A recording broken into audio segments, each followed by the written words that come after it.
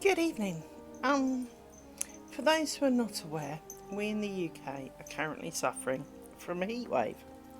Now, to the rest of you, our temperatures may not seem extreme, but unless you've been here in these kind of temperatures, you have no idea.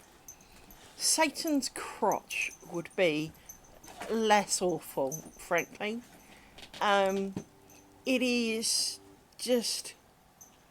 Someone described it, I saw recently, who is fairly new to the UK, and it's like being in a sauna. And yes, it is. Today it was supposed to rain. Well, if it did, it didn't make it to ground level, so it's not a good thing. And the dogs have knocked over something. Let me go and pick it up. Hang on. Oh, how did you knock that over, children?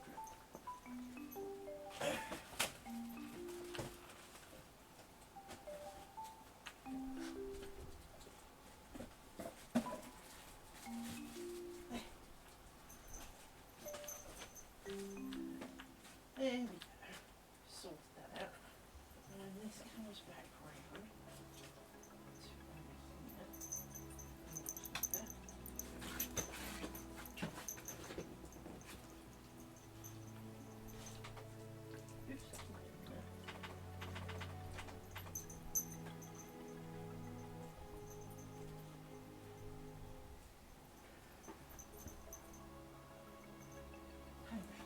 Hopefully that's in the right direction.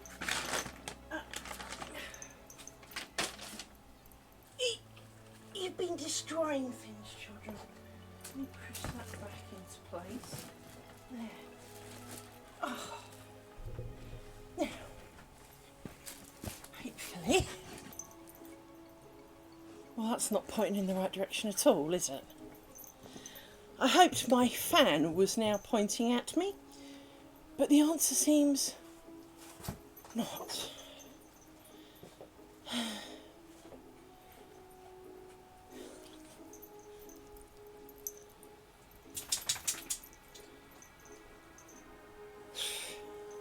It's on max throughput, but I don't feel the draft.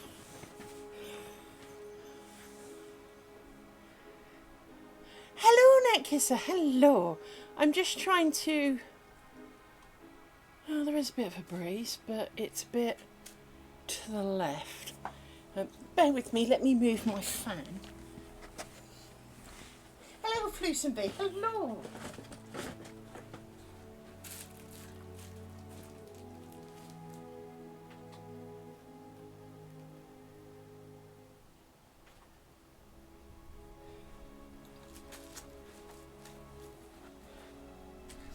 This is where you wish your fan had a remote control so that you can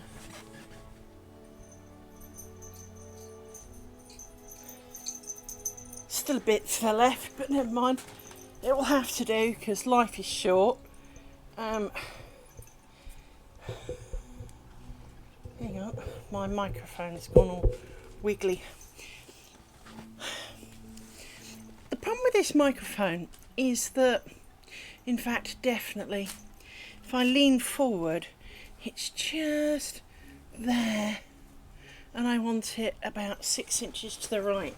Only it's on a rotator thing, and it doesn't rotate like you think it will at any given point. No, I didn't mean to do that either. There we go.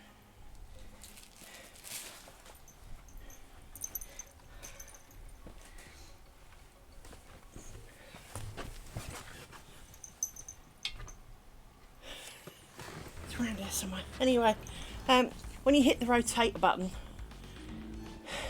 it can go clockwise or anti-clockwise. Only it never does whichever one you expect, so whichever one it was doing last tends not to be what it does next. So trying to pinpoint it when it's across the room is not an easy task. So, I have done a little bit since you were here last, but not a lot. But it is hotter than Satan's crotch. So, I need to have a little bit of a play because I need to turn off that one. There we go. Because that's not really helpful. Not doing this. So, as you can see, I've uncovered this tiny little section at the back, and pretty much I stopped pinning when we were at the end of the stream, so oh dear Lord. That's kind of where we're at.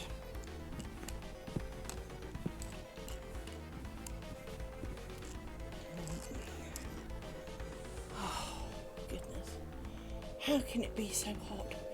How? This is going to be a common theme, so I kind of apologise in advance, but I also don't. It is ridiculous. It is absolutely ridiculously hot. To the, I'm sorry, I'd open my mouth to say something, but I've forgotten what it was kind of level of hot. Because you sweated in the meantime and your brain's already forgotten what it was doing. Because the need to sweat was greater, It is terribly. We're getting more of it, I guess. So, global warming or just general warming. Because one of the things that does make me laugh, and it was something, we get a thing called the Christmas lectures, which are generally televised by the BBC, which is that every year there is a group of people, very, very intelligent people, who do lectures and try and make really boring subjects interesting. So you can learn things. And to be honest, I haven't seen so much of the Christmas lectures in recent years. Maybe they've stopped showing them. But one year they did a thing on global warming. And they actually, because, well, you've got to remember, we as a country, for many, many years, ran our electricity and heating from coal. And, well, you only get coal in certain environments. And to achieve this, the plants that best turn to coal are, well, frankly found in tropical rainforests. Because, at one point, Britain was a tropical rainforest. So with that in mind, hot and wet was the name of the game. Well, as a result of being hot and wet, clearly, it is not a new state for this country. Now, sure, in the Ice Ages, bits froze over, but didn't it all? But we, having been a tropical rainforest, shouldn't be too surprised then when maybe that's kind of where we're heading. And they showed this thing about how there was, like the circadian rhythm almost of the temperature of the world, and how, very much the UK was returning to its former glory. Now, no one's going to pretend that global warming is not having an impact. Because, well, we've messed with nature sufficiently that, frankly, right? But it was the fact that, this is not the first time and it won't be the last, and, we're on par for a warming up event. So, is it really too surprising that now this was a good 2, 3, 4. This was a good number of years ago. 2, 3, 4. But even then, I mean, in 1976, when I was 4, Britain had a heat wave, and we reached temperatures not far off that which we have today. But the difference was that normally back then, low 20s was considered hot. So to make mid 30s was astronomical. and people died. Now, admittedly, they were usually the elderly, the infirm, the young, but people died. And so the fact that on days like today, when we probably made 30 something today, doesn't feel inexcusable, because I can tell you now, in 2000, when we all worked from home, I've got, not that I can generally see it here because it's too dark, but I've got a thermometer outside and an internal one.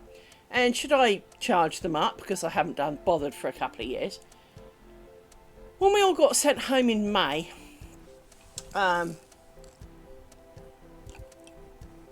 it was almost June, but when we got sent home then, it was, to coin the phrase, arse-blowingly hot, right? It was like living in a furnace, and it was unbearable. And bear in mind, my thermometer outside in the shade would record 37, 38.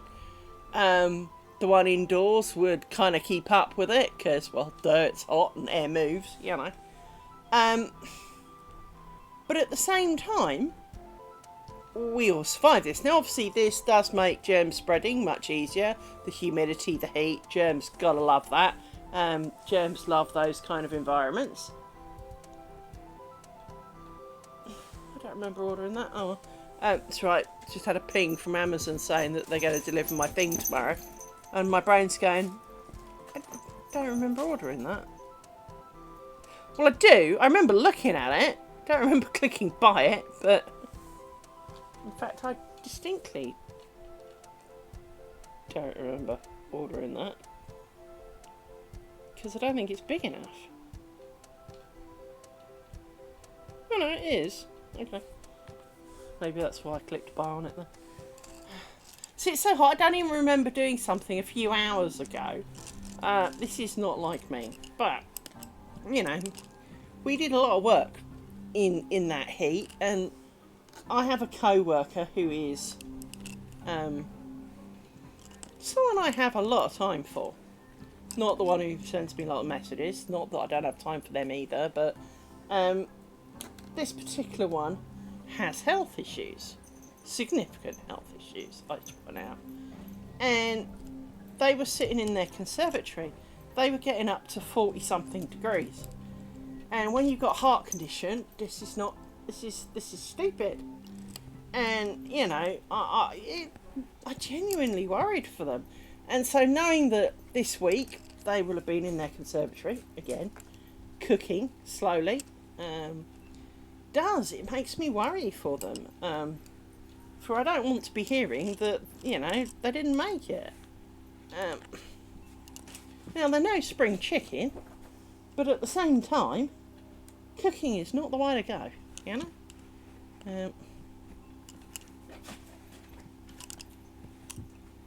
Definitely not the way to go. And today has definitely felt like cooking gently. I know this is going to sound stupid, but as a child, I always said that if I was a sausage, I'd cook quicker. Now, what did I mean by that? Well, if you've ever noticed how warm it is under a grill, it's unpleasant, right? And so my brain said, well, I'd want to do it quicker so it was over with. Because it didn't help that my dad tended to call me sausage, so.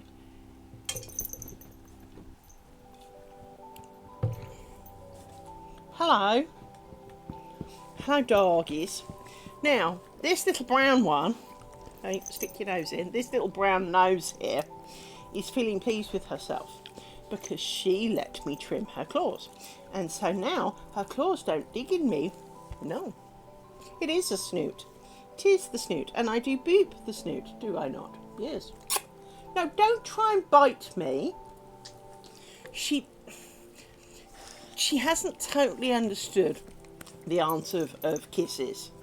So I kiss her on the end of her nose very gently, but because I kind of go, mwah, and you generally open your mouth, she sees the opening of mouth and opens hers. And then tries to get you back. This tends to involve trying to eat you. It's not meant in any malicious form, and she'd be upset if she hurt you. But she does tend to kind of chomp at you, for want of a better description. Rather than return kisses, she does tend to kind of go. She kind of does them in reverse. I don't think she realises that it's the reverse action.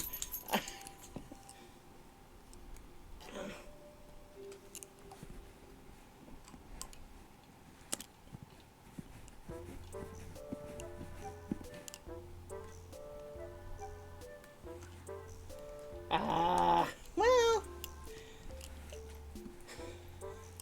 yeah. Puppies and kittens have a real thing for toes. And I don't know about you, but I have quite sensitive feet. To the point that, other than standing on them, is ticklish, right? And I don't like it.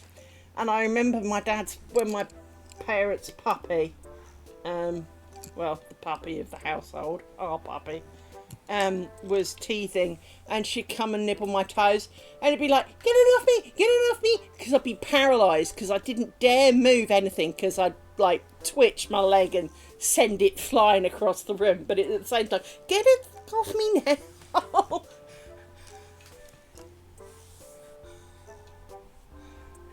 Well, exactly.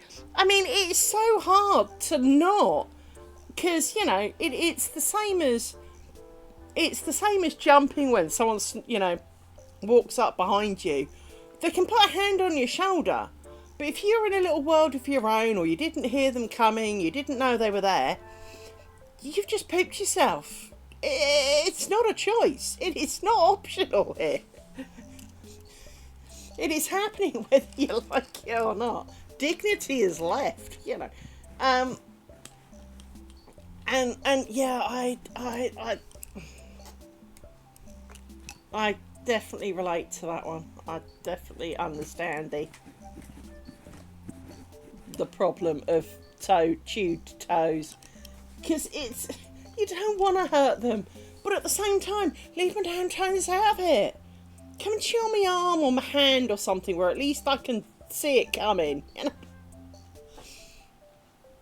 Because quite often you're not looking at your feet, you're looking across the room. You don't notice little kind of ninja thing creeping up along the edge of the count and going.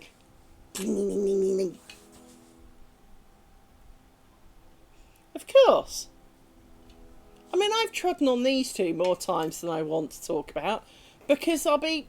Did you just fart as you got on the couch? But like you say, I'll be in the kitchen, I'll move my foot half an inch backwards, and there'll be dog. Hello, Mr. Paulus. Hello. You, my man, are hotter than half the food that I eat. Yes, you are. You are. Why don't you go and lie down on the cool mat? I've showed you where it is and what it is, because you seem to have forgotten from last time we needed it. And I understand that. It's been a while, especially in doggy terms. But there's a cool mat. Go and lie on the cool mat, my man. Hey? You, unfortunately, have not had your nails trimmed, and they're currently digging in my leg, and it's really beginning to hurt a lot. Oh, the pain. Oh, Rory. You have no idea. I know you hate having your claws done. I do. I know you do. And I don't want, especially in this heat, don't want to put you through the stress of that, because you are generally very stressed by it. For no good reason, I'd like to point out. Don't lick the microphone stand. Or the microphone. You thought about it, didn't you? Yes. I can see that. What are you looking at? You're looking intently at something. Oh, I'm sure the world appreciated that one. Thank you. That was Rory, not me, please note.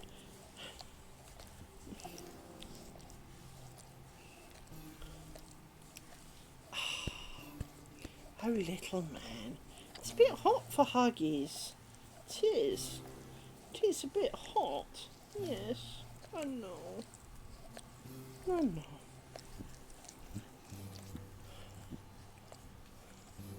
Apparently I need a wash. A doggy wash, not a wash. For I am perfectly clean enough. But as we all know, doggies do like to make sure. Especially as I ate some crisps. I can assure you, there is no crisp left. You had some. You did. Don't pretend you didn't. Your elbows are bony. Oh, your elbows are bony. And I'm not exactly getting work done here, am I? Ha, bony elbow. It's better than claw, not a lot. But it is marginally better than claw. I'll grant you that. What have you got in your fur?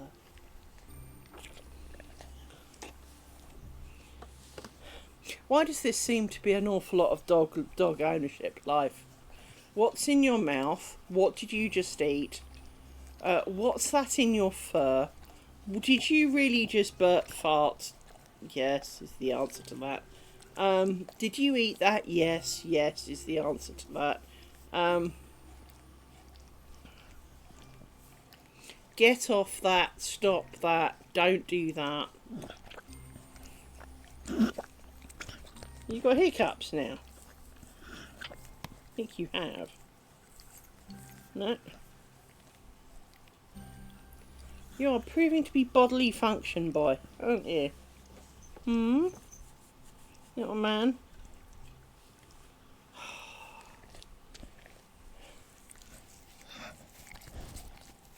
I'm not sure everybody needs to hear you licking and slurping away.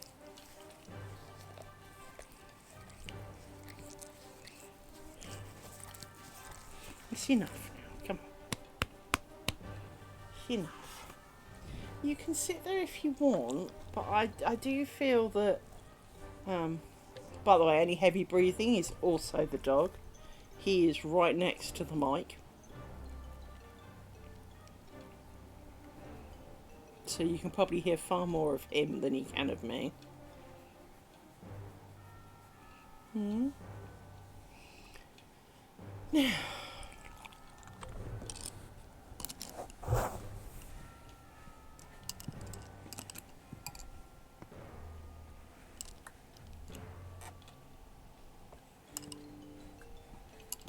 one thing I did find out today that I hadn't really realised, and I know this sounds really stupid, was I was searching for metal on metal glue. Because obviously, no, stop licking my hands, you annoying toe rag. As you know, a lot of the ball bearings fell off the ones that I did the hot glue thing for. Hang on. 1, 2, 3, 4, 5, 6, 7. So I thought, oh, I'll get me some metal glue. Lo and behold, up comes the stuff that I got when I wrote bead glue.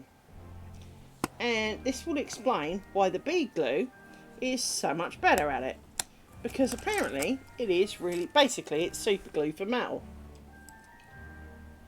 Didn't know that. 3, 4, 5, 6. Oh no, we want stop there anyway. So I am going to get a bit more of it because Rory's going to bugger off and do something else. You be a good boy. You be a good boy. Be good.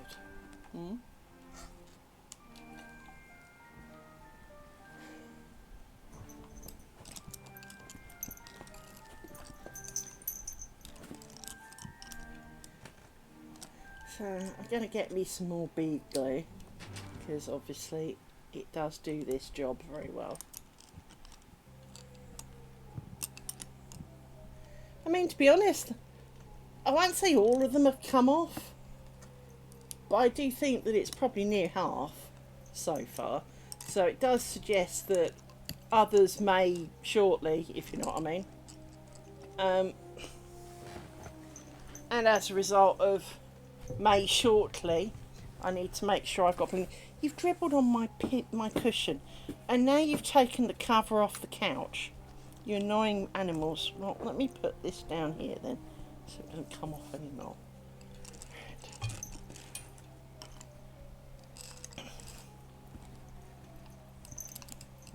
So yeah, I'm rather pleased with myself because that explains why the bead glue did so well with it.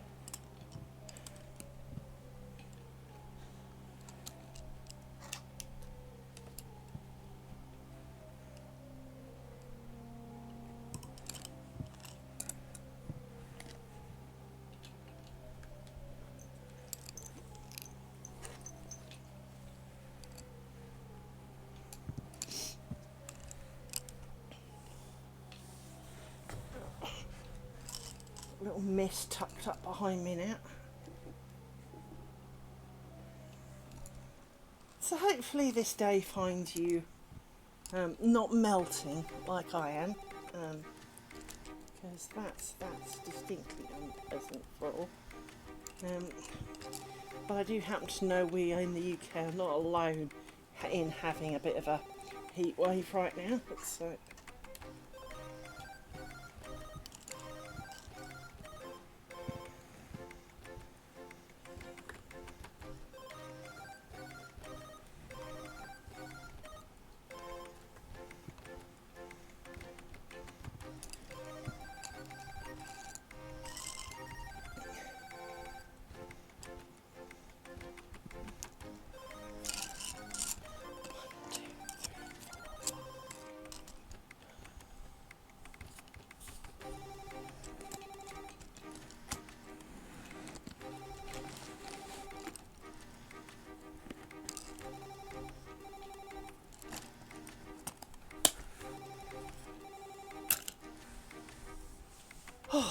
right, I think time to go to the other side and work down the other side a little bit.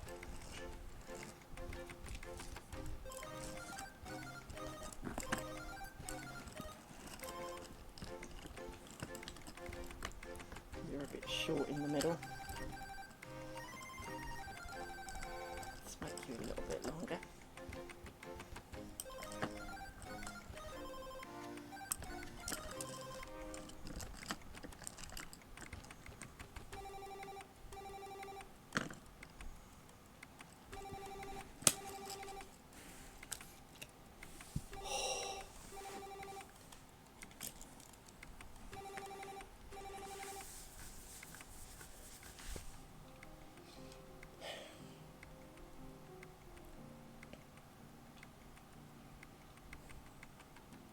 We'll come back and do the middle. We could do the middle now. Not literally now because well they're there, so they're a row or so away. But I could do that by borrowing two of them. So could do that. But let's not. Let's bring you down. Make you a bit more triangular. I've been trying to work out how I will keep record of progress as a strip, because obviously with triangles there was clear delineation. You could see that there was triangles. I think the short answer will be for each, because each strip will be made of 4 sections, we'll end up with 4 sections, and we'll keep almost the same tally but in 4 sections.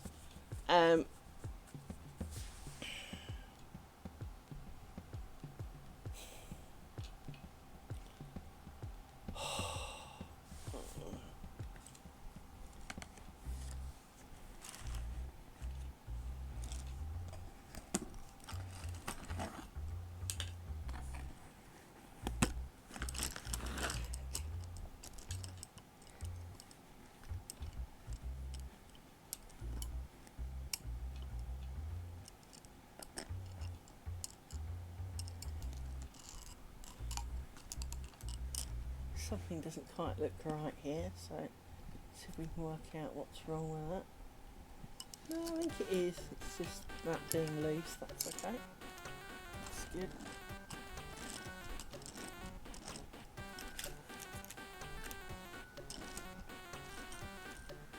Going with you for a second. Or you, but we do need to work down this way.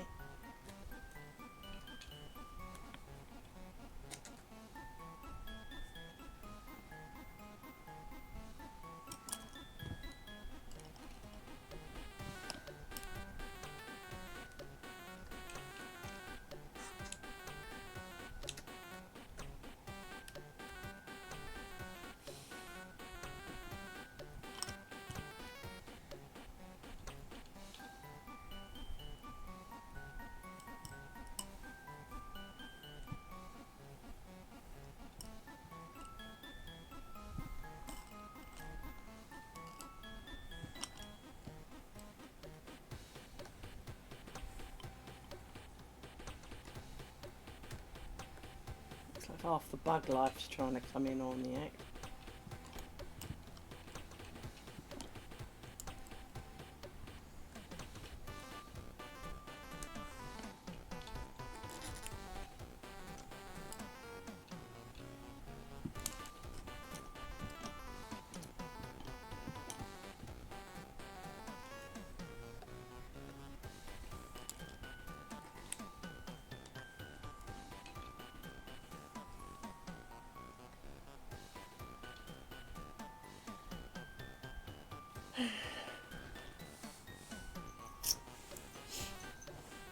Do you mind not kicking me, little one?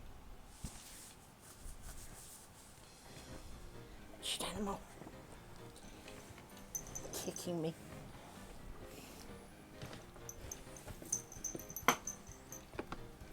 So I just need to move the handle from digging in where I want to put my foot. Okay.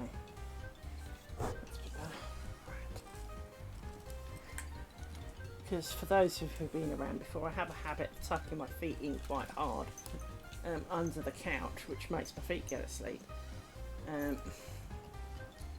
But in trying not to do that, I have where I wanted to put them. There was the handle that controls the tilting of the table, so it was digging in my leg. So you know, makes it even more encouraging to put it underneath.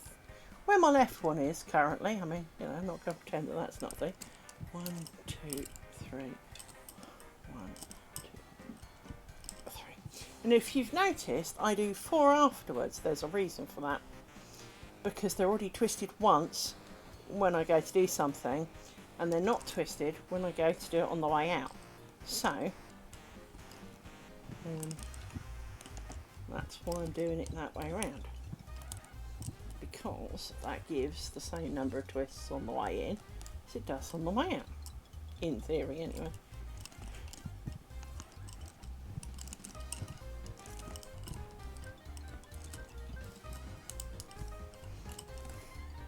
It's kind of similar to one of the ladies who tries to teach doing picots, and as we all know I hate picots, but as she said, when you do it one way you kind of remove a twist, so you have to add an extra one, otherwise it looks funny.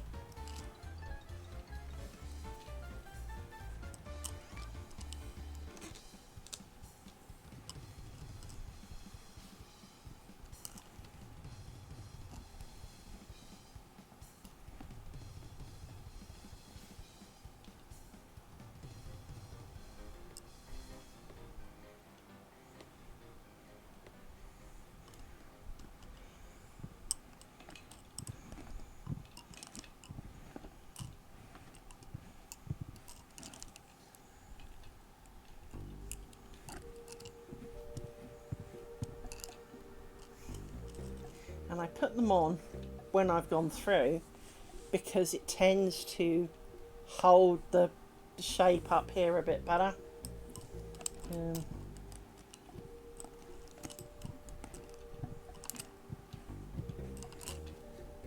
Give it a bit of a tug and do 1, 2, 3, 4. It tends to hold it still. It's not perfect, but then hello. It's mine. That doesn't surprise me.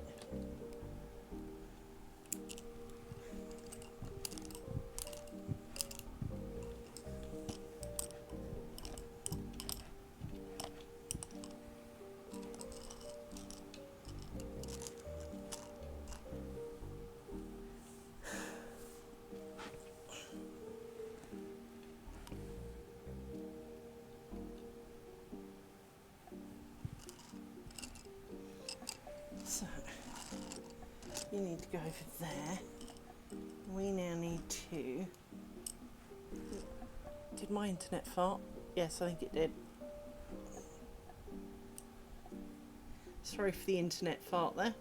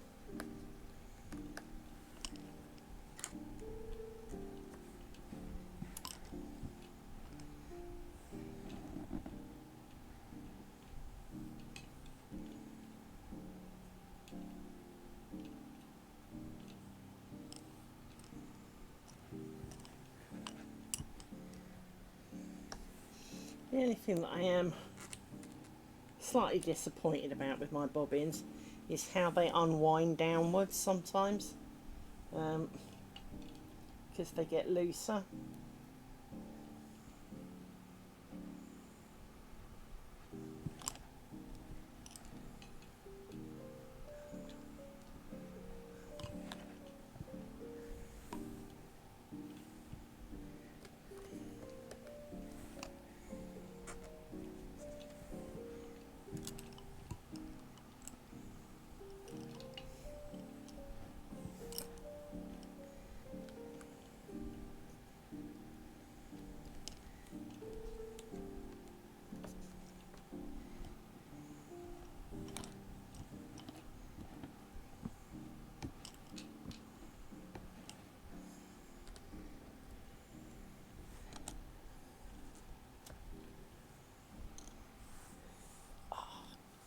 So,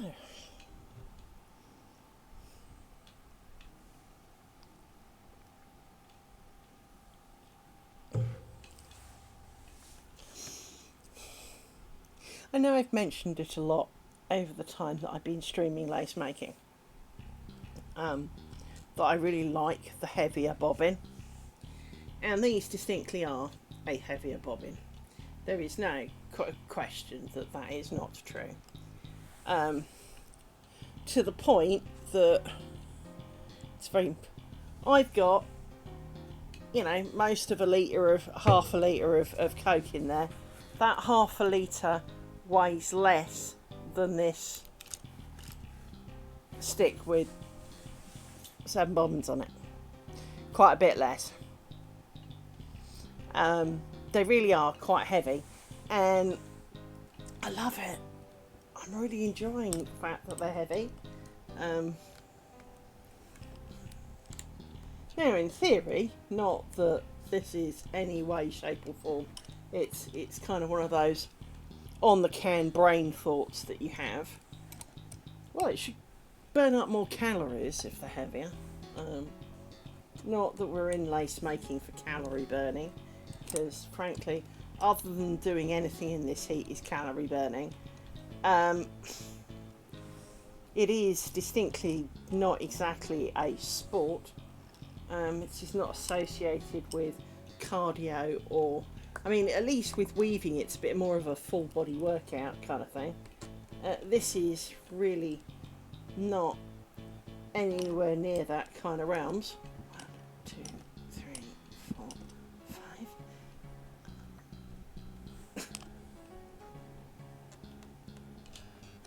5.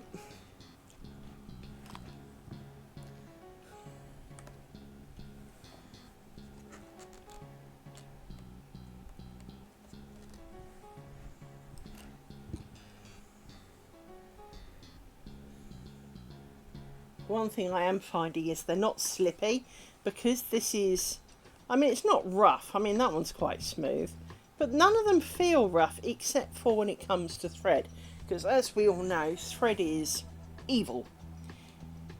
But when it comes to extending it, it does tend to slip around the bobbin, so they don't tend to need a lot of adjustment.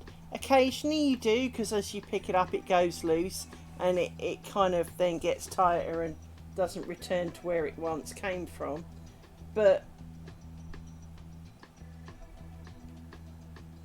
so it is kind of weird, but they are, my bobbins are proving to be everything I hoped they'd be. As I say, the only thing that I am slightly annoyed by is the ability for it to slip down the bobbin.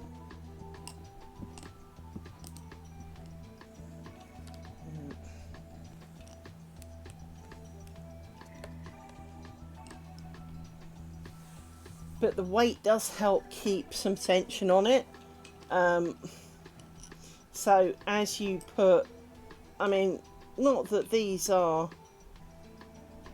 tight, but you know, if you think of the good old weaving press test, they are holding decent tension against the world. And as a result, ooh, hello, a raid. Oh, exciting.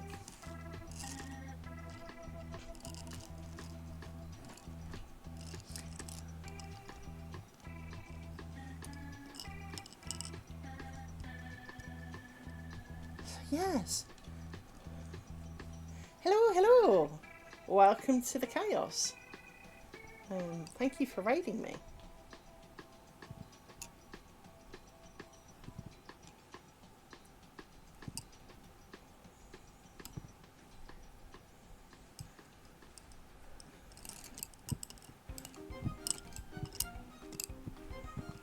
So yes, just so you know, I am making what I am calling an audition strip. This is because we are making more strips to get attached to this. Thank you. And so we're making 3 more strips to go on this side of it, to A, practice the join, B, audition things and decorations that can go within, so that I appreciate that doesn't show up very well, and all my dark things are hidden. That's not very helpful of it either. But if I bring it up, you can see that there is decorations within the strips. Now, these were all variants on a theme of a 3-pronged spider with a spider in the middle and a 2-pronged spider. So these, and I like this one at the end here, this kind of one under my finger, but it doesn't work at that size. This was possibly my favourite. This one here looks a little bit kind of like normal lace making, but made with, you know, pairs of threads instead of single threads. But basically, previously, she says, looking for her tin. Oh, thank you for the follow. Let me show you. Now, and currently, we have been making squares. Now, these squares are, I've made 8 of them. There is a half of one on my other pillow. The squares were originally going to be a whole curtain, only the more I did of it, the more conscious I got that it would look like squares sewn together. Now, and it was the join that was beginning to bother me. Now, I made a strip that was basically half the width of a square-ish. And I made another one and joined them together and ended up with this join in the middle. Now, if I bring it up, you can see it's kind of bold, but it's definitely got gaps in it. Now, this was fair, and we did do a stream on this, and we discussed how we could join them and how we could make it invisible. Because in days of yore, and obviously when I do mean days of yore, so I'm talking like the 17th century here, people did join lace, and there were ladies whose sole job it was to join lace invisibly. And these people primarily lived in the Chantilly lace region. And people have heard of Chantilly lace, if nothing else, for the song, right? But the problem is that while this technique is not lost, it's also gatekept by a number of mean people. Considering it's 2025 and the internet is a real thing, there is someone who teaches it, but you need to go to their little French obscure village and spend a week there basically making lace, and a small part of the course is the join. And people who've been on it don't share. So, given that we know it's possible, I put the vast intelligence that I do technically have to use. And I had a number of ideas of how it could work. So, based on a technique from Flanders lace, which obviously is Belgium, but at least in that direction, they do a thing called lassen. And lassen is where you make duplicate lace and then go roundy, roundy, roundy, roundy, roundy, roundy, and join them together. Now, logically, this has flaws. Lace is about light and delicate and airy, and what you can't really see too well in this, and there's no way I can zoom in sufficiently, but each of these little joins here are 4 threads. They go ovary, undery, and undery, ovary, right? And they make what is known as torsion ground. Now, in Chantilly, you do cross, twisty, twisty, twisty. In torsion ground, you go cross and twist, pin, cross and twist, right? In Flanders, God help us all, everything is done with 2 pairs, not 2 bobbins. So while 90% of bobbin makers would call this a pair, in Flanders that is a bobbin. They work with 4, but they don't work with 4 in pairs so that you treat them together and you just think, screw it, I'll wind them 2 threads round a bobbin, because that would be illogical. No, no, no.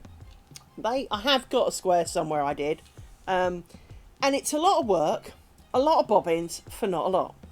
This number of bobbins, which is quite a number of bobbins, as you can tell from the pile over here, this is 84 pairs of bobbins.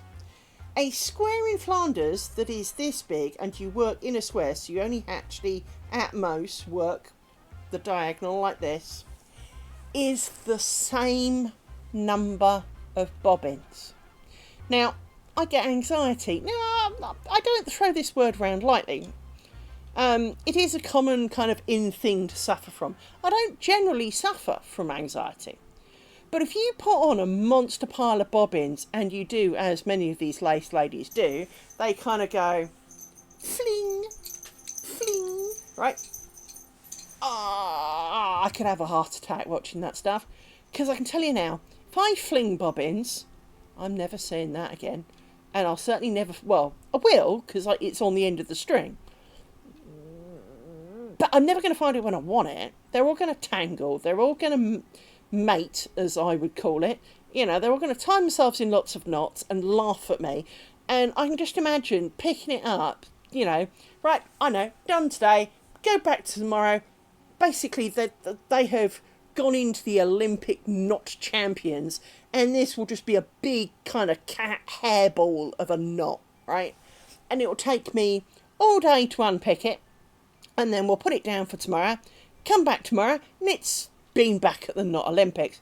All I would ever do is unfathom bobbins, and life's too short. I can assure you that now. I'm 52, not got time to be spending weeks, if at all avoidable, unpicking random pairs of bobbins. So hence, I like my bobbins trapped in a stick, and, well, frankly, in a stick. And we even have a magic word for that. No, wrong one. That's what I wanted. So we have sticks, right?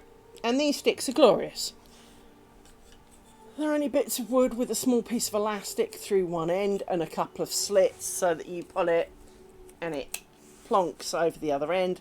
They are not, you know, space age things, hence we call them sticks. But this is going to be a net curtain, and I want it, and it's going up in my house. And while, to be perfectly frank to it, it's going to be the most unappreciated net curtain in living history, because, well, it's at the top of my stairs. And the only time I actually look at this window is first thing in the morning when I haven't had any kind of caffeine, food or otherwise, and I basically kind of stagger to the window. Well, I don't really stagger to the window. I stagger and then kind of fall down the stairs a bit.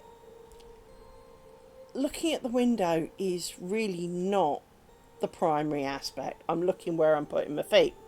So, and on my way to bed, which would be the other time that I see it, well, it's behind me and it's dark. So, basically, I'm not really going to look at it too often. So you'd think the squares would be the answer. But at the same time, as all crafters know, it's like mistakes. I've got the window open. Every bug in like 5 miles will be coming to see me. We do get some interesting bugs, by the way. We've occasionally had visitors of very strange proportions. But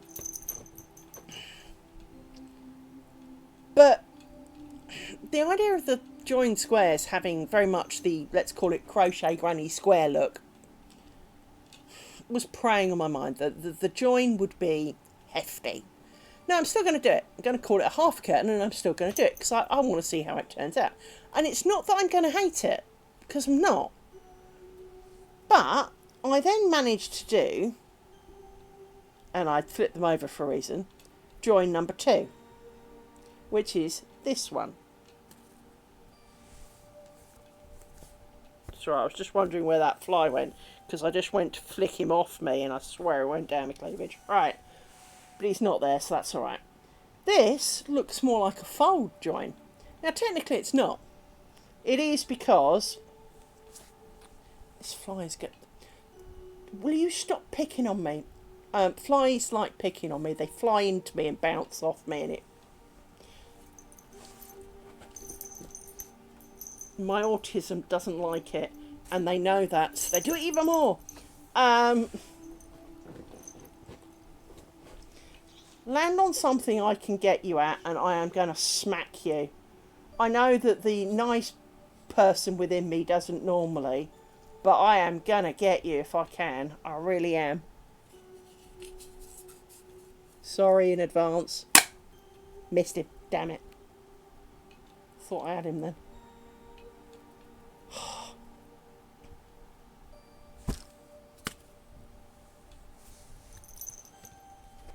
Land where I can see you. Little toad. Come on.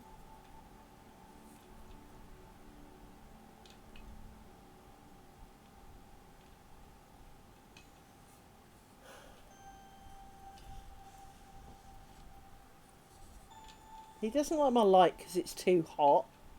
Well, duh. Can't pester one of the others. But this one is... Take care, Fleece and V. So on this one, there are little loops, as you can see at the edge. Now normally these are straight edges, and I deliberately have done it so that they are loops. But as you can tell, even on the edge here, get off. The loops on the edge of this are slightly bigger because they don't meet other things. So when I overlaid them on this one, so that they were kind of like this, obviously that's why it's bold, because there's then a thread around it on top of that. So that whereas everything else is 2 pairs, that's technically 5. Now this one was 2 like this, and you go round here, over between the 2, so it goes round, over, down through this hole, back up through this hole, round, through the gap in this join, and then on to the next one, right? And this doesn't really show at all. So the next join, which will be with this strip, I'm going to try doing the same coming back the other way. Now it might mean that the little bit in the middle is slightly bolder, but that's why we're going to test it. Now there are common ways of joining lace where you kind of pull it up through a crochet hook and kind of loop it on itself. We tried that, and unfortunately what that did was that flattened the edges of the circles, so that they became kind of bold and flat and looked like a straight line, which of course, well, if I wanted a straight line, I'd have stuck with the squares, wouldn't I? So that was definitely not a thing. So we kind of ignored that and undid that very quickly as a epic fail and no point continuing. But it would have been nice in one way, because it would have meant there is no sewing it together after. But at the same time, it also would have been very difficult, because the strips for my window are going to be 1 metre long. And trying to constantly join at the edge each time we would do, I know there's threads all kind of looking tangled in here, but every time we do an edge pin here, you do not get to live on my lace pillow, thank you. Take heed, fly, that's your destiny. But each edge pin you'd have to do, you know, shenanigans with a crochet hook. It would be quite a slow thing to do, and there'd be quite a lot of them. So again, with that in mind, not ideal. So sewing it afterwards actually is quite quick, surprisingly. And while I worked out how they did the Chantilly lace one, by the way, which is how I based the new one upon, to a large extent. With that in mind,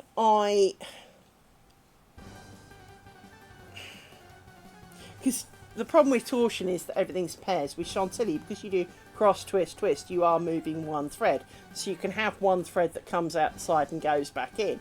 Can't do that with torsion, so when you layer it, there's going to be 3. You just can't get away from that. So yes, we are somewhat, we're getting ahead of ourselves, because while I've still got half a square to go, frankly, I wanted the distraction, because, as I say, part of my brain is kind of slightly overdoing squares. We've been doing them for 9 months. It takes about a month a square, and to be honest, I imagine that it's probably going to take about a month a strip, if not slightly longer. But I only need 6 of them. Strips for some reason do seem shorter, but I'm not sure if some of that is down to the fact that I haven't been compelled to do them on stream. I can do some of them off stream. So like I did some off stream earlier today. And you're just getting longer, thank you.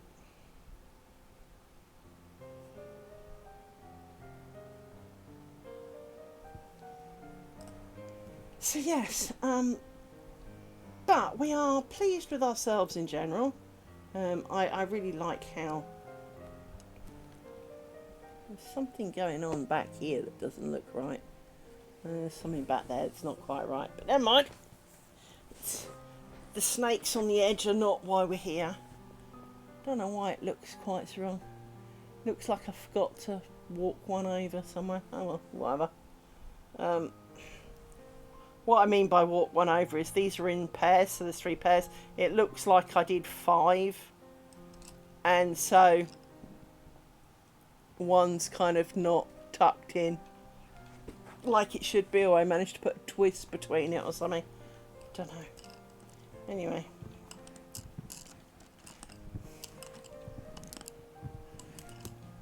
It is easily done, I will point out.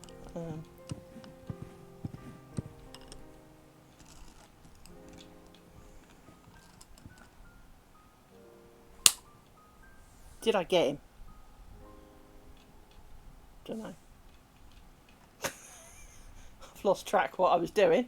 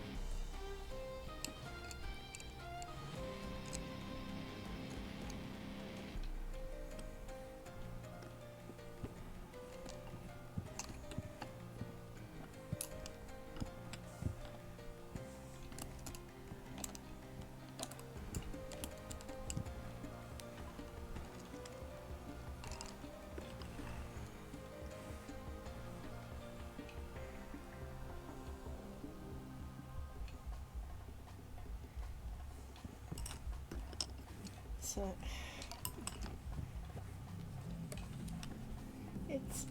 it is the way it is. Oh, now we've got a moth. Got rid of the fly, I think, and now there's a moth. It's the only problem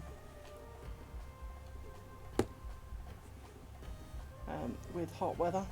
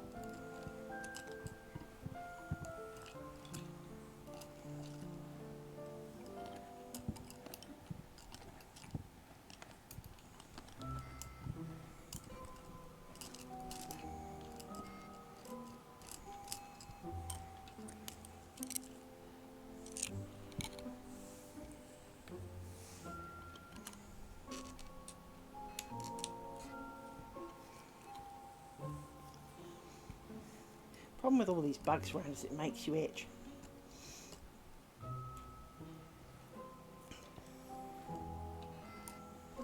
Makes you think that they're all sitting on you or in your drink, one or the other.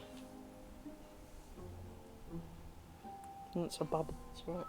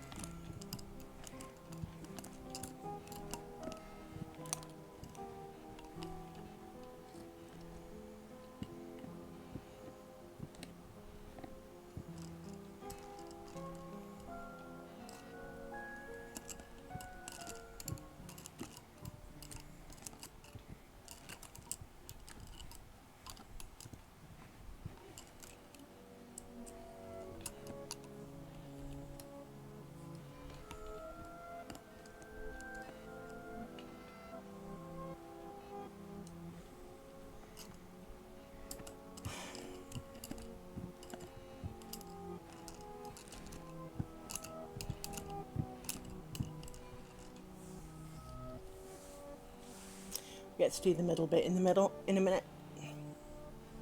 Nearly there.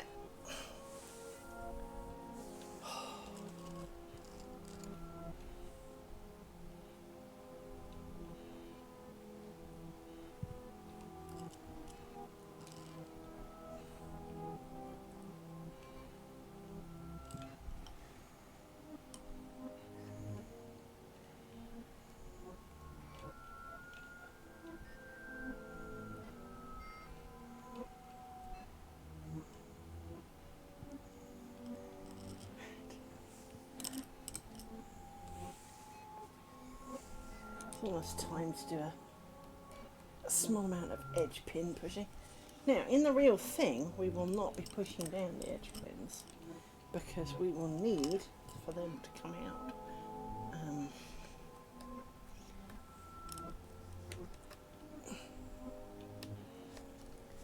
However, for this strip, we do need them. We can keep them in to keep it all neat and tidy.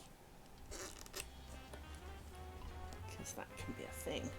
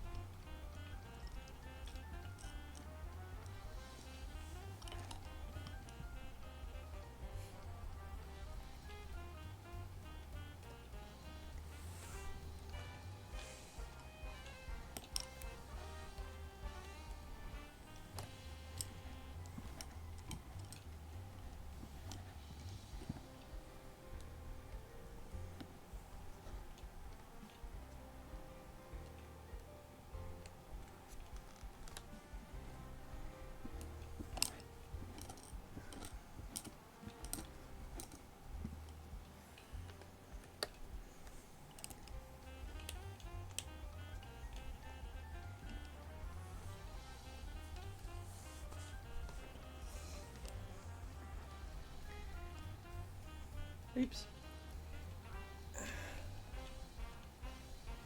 And this is what I mean by the beads come off with the hot glue. It's really annoying. Oh, doesn't matter too much. Glue it on again in a bit. When I go to do the middle, I'll glue it back on because then it gets a good few minutes to dry. I know that the glue pot says it takes up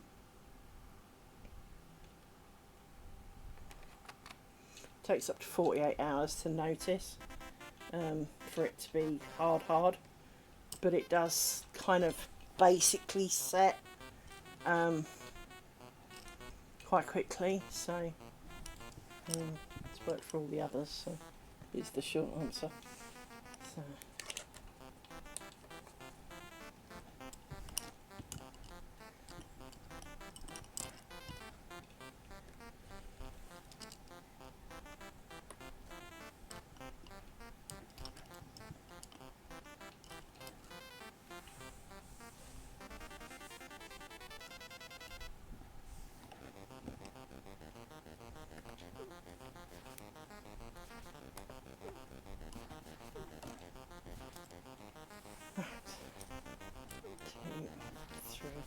This makes it a bit longer.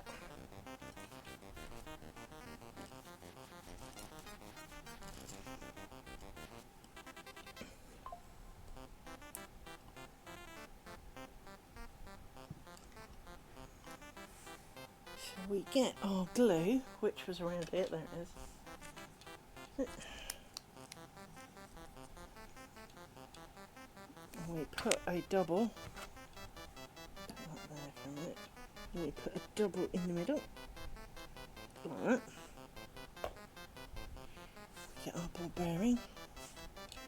There we go, plonk, like that. Put it back on the glue.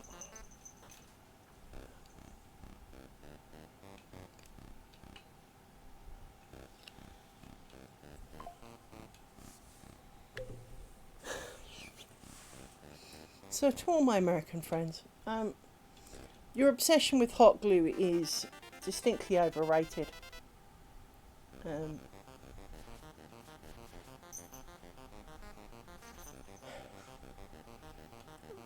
I bought a hot glue gun. I got some with Ultra Bond, that kind of like the, hey, this is the strongest stick that we have. And when it melts, it obviously melts into a liquid format, fine. But the moment it dries, it's just the same waxy product it was when it was in stick form. So these sticks, which are kind of much like candle wax, except maybe a little bit more bendy, it just reverts to that state, and it doesn't actually stick. Hence, all the ends keep coming off for the ones that I did that way. So, with that in mind, we are not impressed. And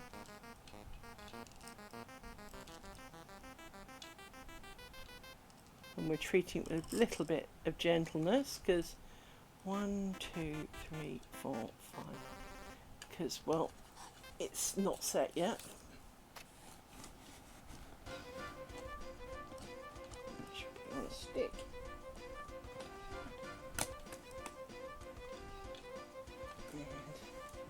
Split it gently over there.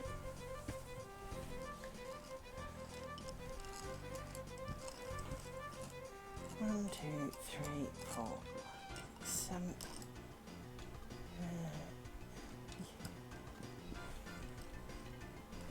Don't think I need you to do the middle bit. Soon find out.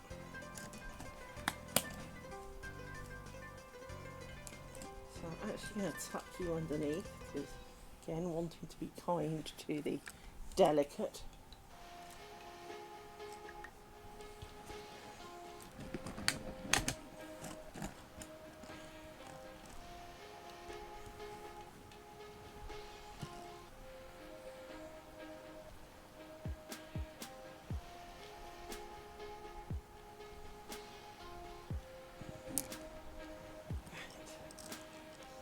We need to work our way across this one.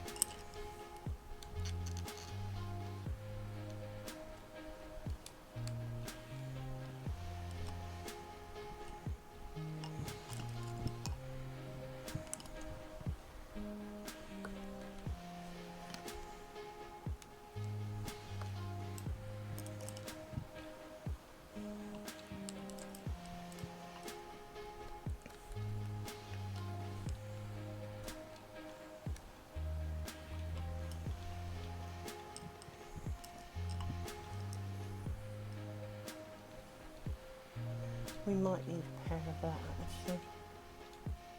Might need a couple of that actually. That's,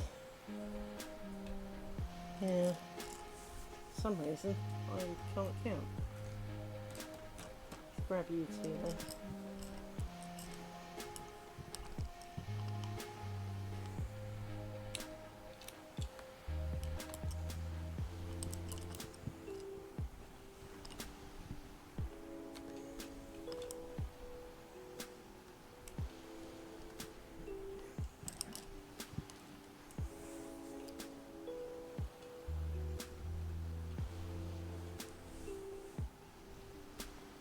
Let's poke these edge pins down before I forget and start using them.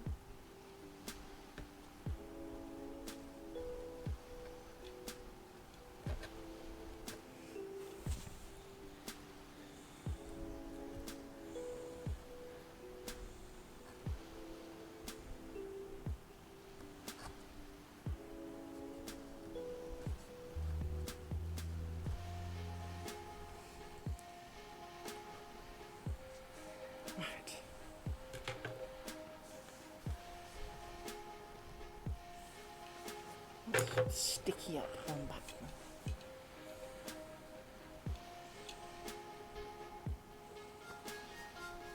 Feels like there's one missing there.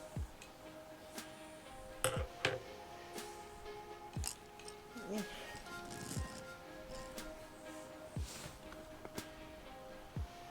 No, it's definitely there. Right.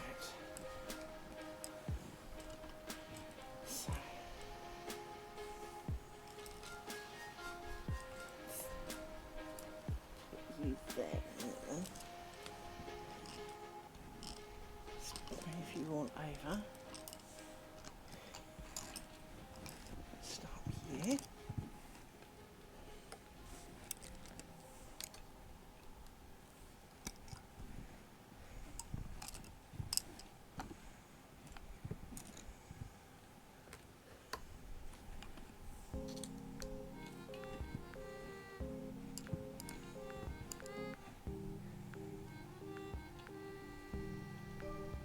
Feels distinctly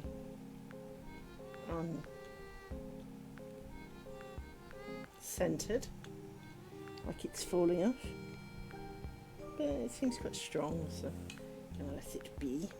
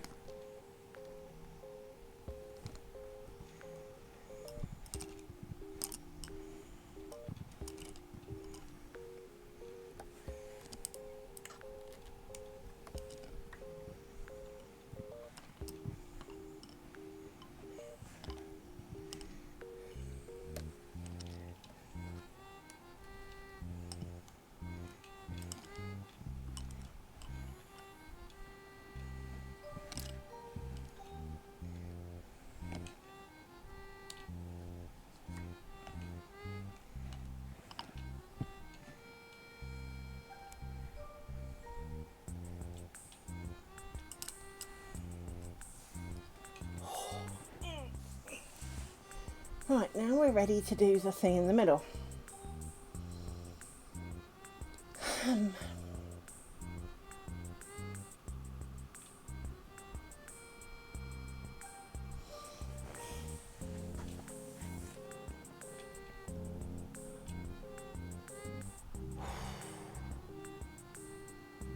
Melting and melting. Very much melting.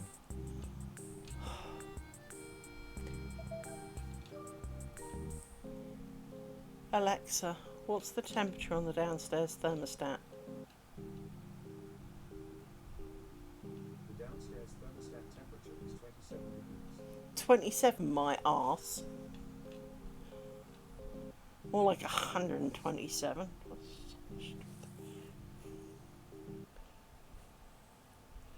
27. 27.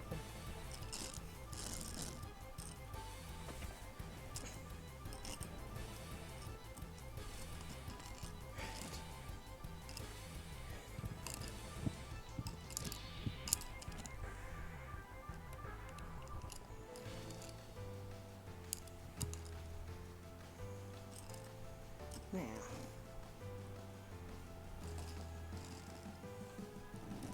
I'm going to put some of you back in here.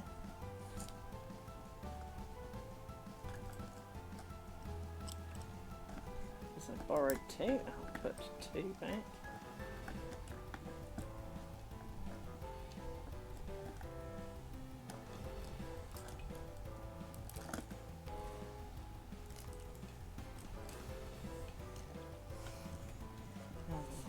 You away for a moment, even though I know I need some of you in a minute, but I'll put you out of the way, so then you stay out of the way, and then I need 4 of you, like this,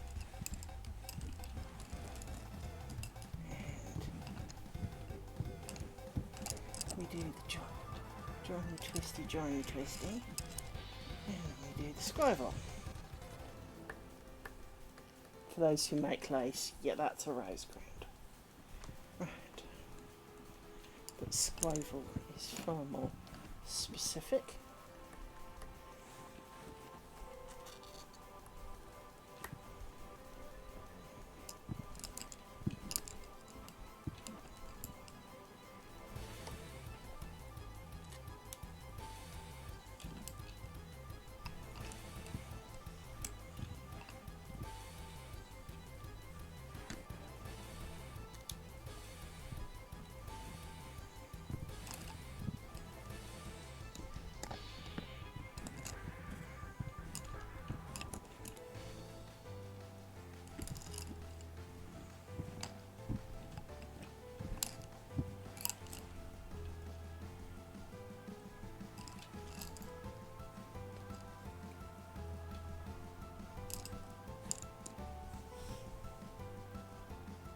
That sore bit on my finger, not that you can see it too well now because it has kind of evened out, still a little sensitive to occasional pin pushings. Thank you, Rory. Yes, the vomiting sounding noise was the dog.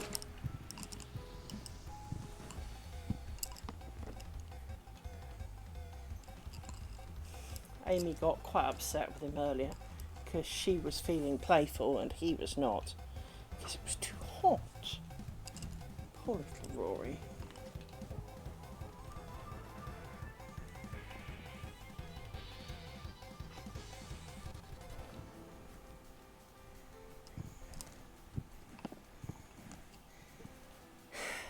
Yeah, that's true with a lot of languages, to be honest.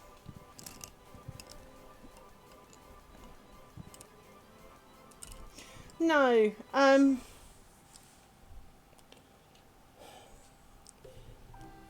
it's, I mean, I don't know much about Chinese, to be honest. However, one thing I will say is that I have noticed some similar kind of derivations in other languages. So, for example, now forgive, I'm sure if any Japanese people watch this, they're going to cry at my pronunciation. But I was told, quite reliably, that ashitaimasu was I love you in Japanese. But when you Google it, that's not what it says. But one of the biggest differences between, say, British and, or English in general, but British and, say, Japanese, is we do not have the many levels of formality that, say, Japanese does. And to be honest, given their proximity, I would assume to an extent Chinese does. is, so there is the formal, there is more like an informal, so a bit like hello mother and hi mum, right? They mean the same thing, but they're not the same. Now, while we do have a few things like that, hi and mum and all the rest of it, we don't generally have that kind of thing. Now, I know that friend is written completely differently in Japanese depending on whether you mean a male friend, a female friend, and you mean actually a friend, or you mean a close friend, or you mean a lover, or you mean a family. And I think that's kind of part of it, is that because then you get into colloquialisms and you know, the fact that, for example, British call sausages bangers, right? And there are, and as someone once pointed out, in England, if you drive for an hour, you've passed through 4 different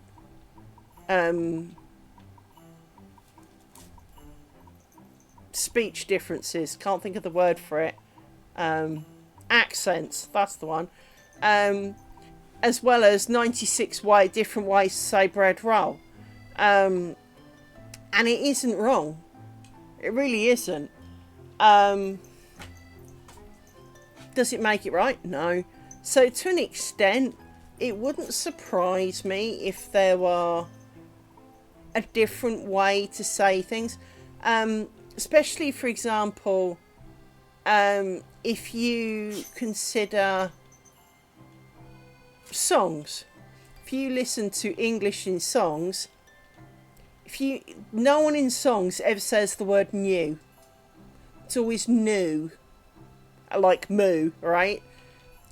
It's always new. No one says new in a song. It's always new. One of the things that, or night doesn't turn out to be night, it's nad. That's your gonads with an extra A in it. Your nads, right? You know, so saying nad. I'm sorry, pardon, what? I noticed in The Great Showman, when she sings Towers of Gold, she says for me a lot of the time, and for May, some of them. Well, make your mind up. Once a month of the year, right? It's. I guess there are differences irrelevant of what we do, but sometimes they are more prominent. And I would guess that there are, as I say, colloquialisms and all the rest of it, maybe making a part of what you're seeing. But as you say, when you're learning, that's really hard when they don't tell you that there are other choices, or that if someone says that to you, what that might mean. Because, well, what if you're assuming it's rude, you know? Or what if someone has told you is incorrect, so maybe Duolingo is wholly wrong, and that if you said that, you'd have called her some form of hippo or whatever, right? It kind of matters, you know?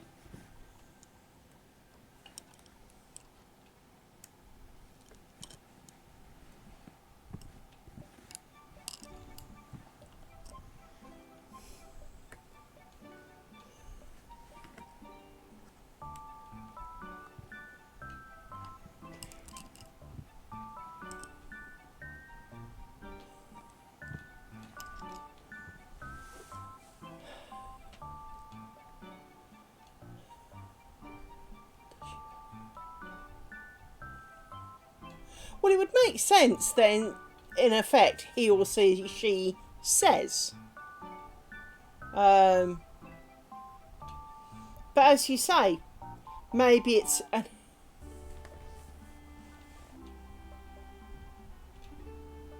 Okay.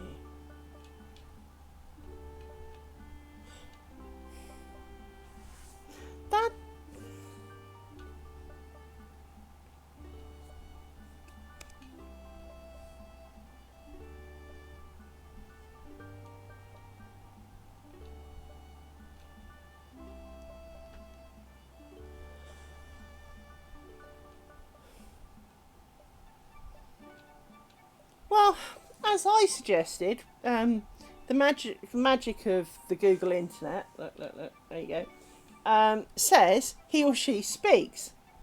Now, you've got to remember, there may be a reason for that. If you think of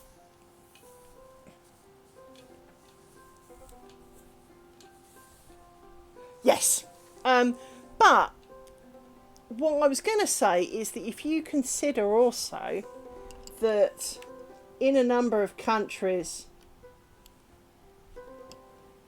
yes, now it's a bit like read and read, I guess, but I think one of the things that does come to mind is that if you consider back in the time when the language was invented, women were very much subordinate to men. Therefore, he speaks for me is a recognition of he is my husband.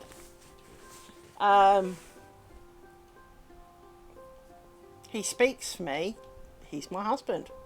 Could be almost where that comes from.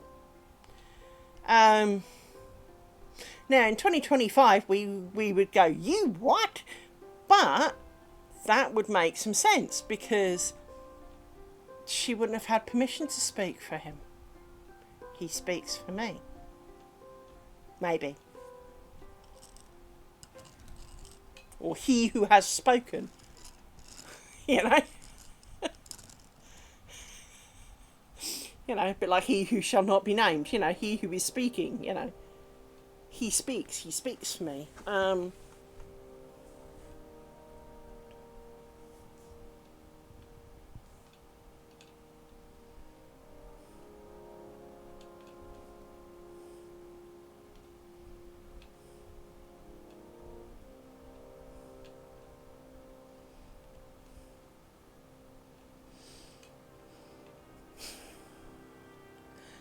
There is a Reddit group you might want to ask.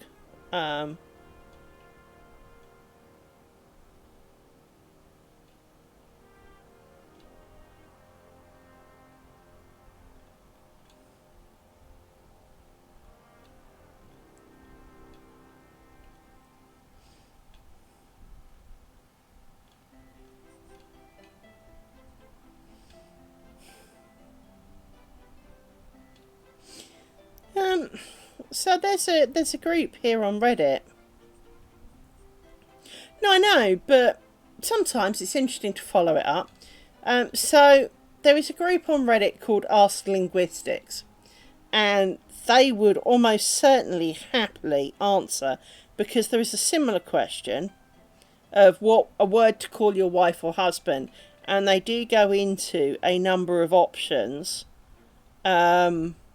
And I am not going to pretend that I pronounce any of this so in any way, shape or form correctly. You need to understand that.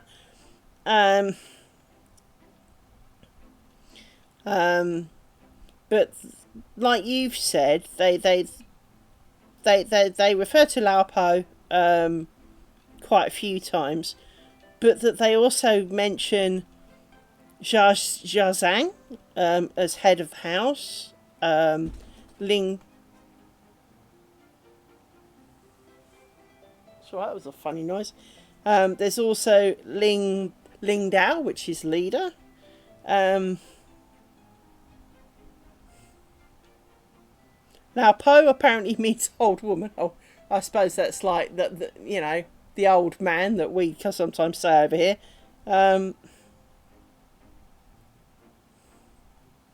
But there's quite a few interesting bits on that, to be honest.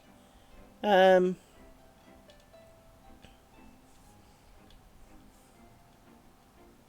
yeah, you can ask them and kind of, you know, satisfy that curiosity. Should it eventually get to you too much? Because, you know, that can definitely be a thing. I occasionally have random thoughts that it's like, if I don't know the answer to that, I'm going to stay up all night wondering about it. So, should you find yourself in such a position, maybe go and ask them.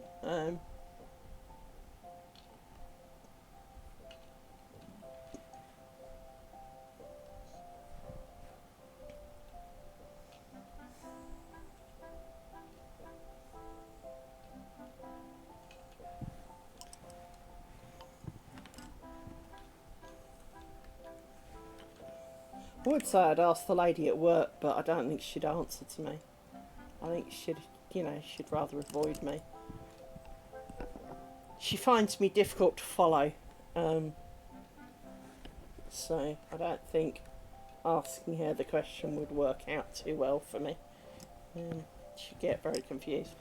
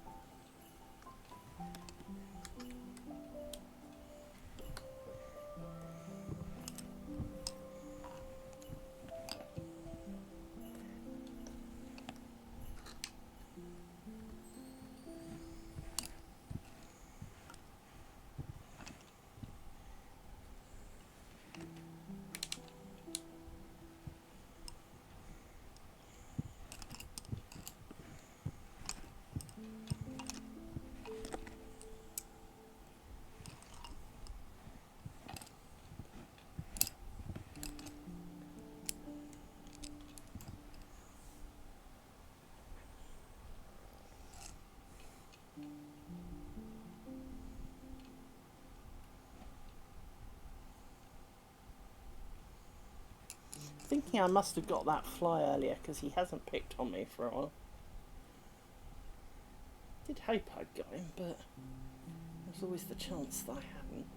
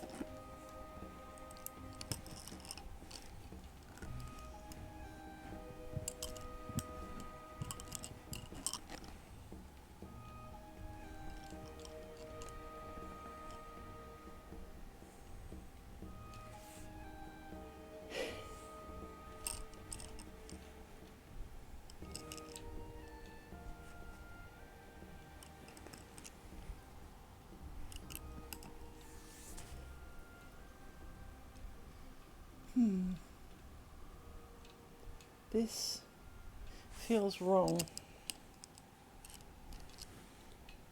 It's because you go over here. So let's...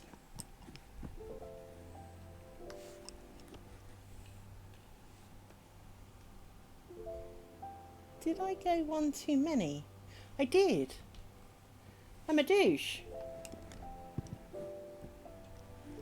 Let's... This was not a thing. This was not a thing. So let's undo this.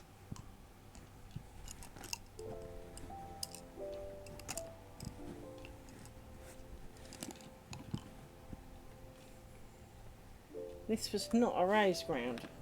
This was supposed to be normal.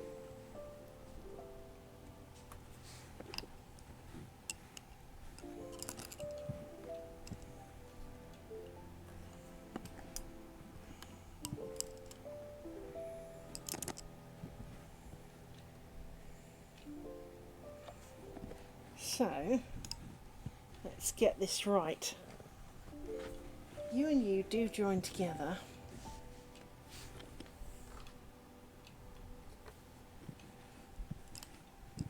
And you come down and make you. It's going to have some similarities, but you come this way to make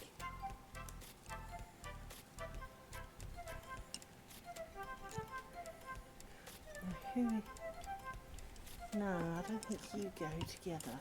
At this point you don't. You do. You go that way. And you two. Why does this feel like a rose ground? Because I've missed a hole in the middle. How the flying fire did I manage that?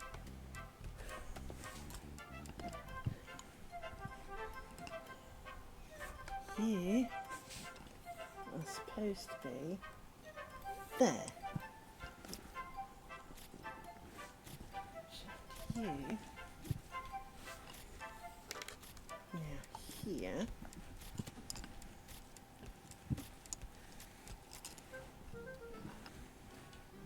Still looks a bit rose groundy, but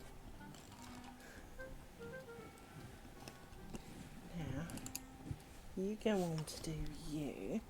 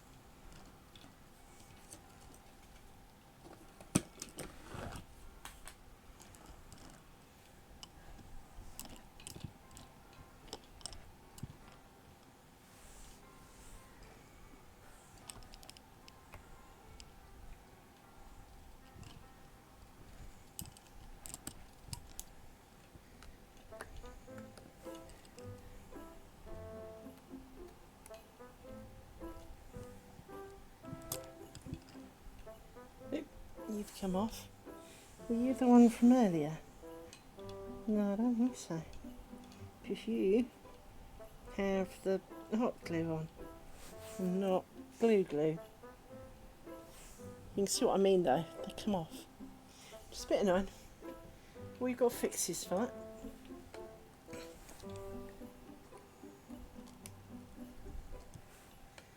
That doesn't feel right.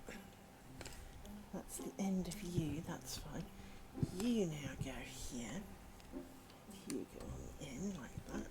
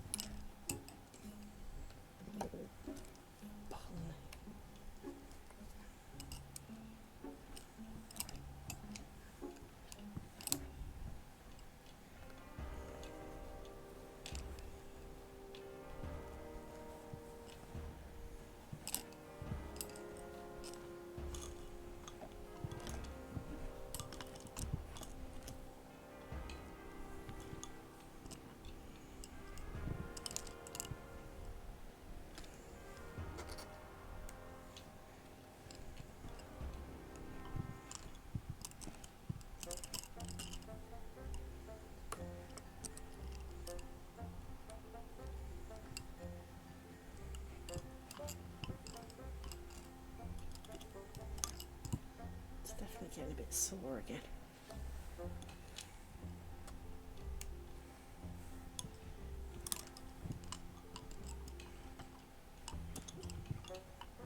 It's alright, pups.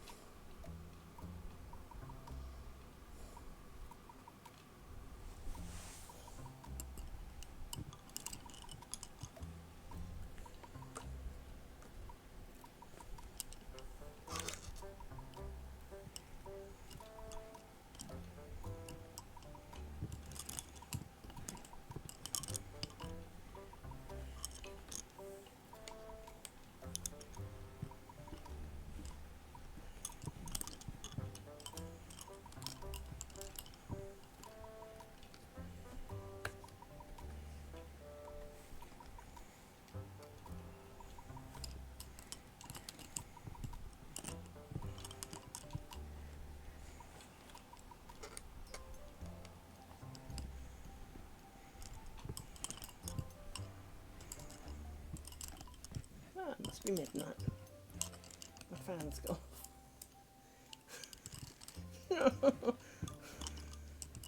Sweaty.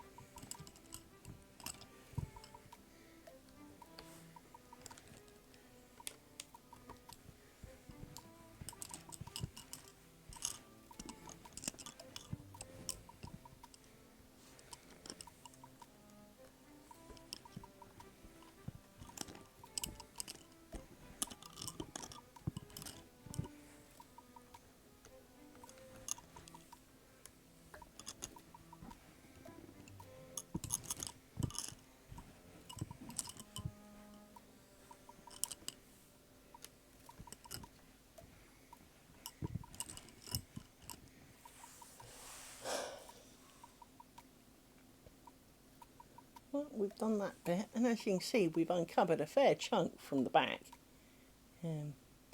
Zooming in is not going to be an easy feat, given that the camera still isn't working. I have heard back from them, and they're kind of like, hey, well, can you run this script that could accidentally, you know, take a copy of all of your secret files?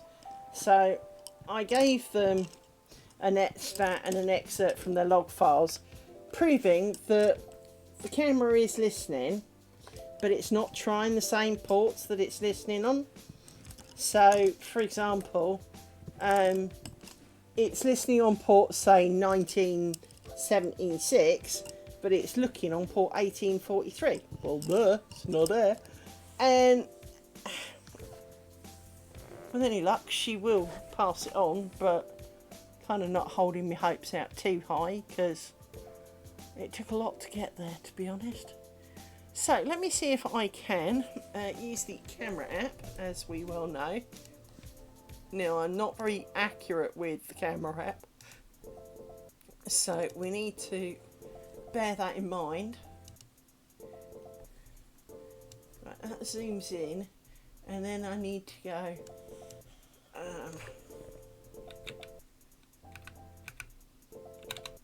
up a bit.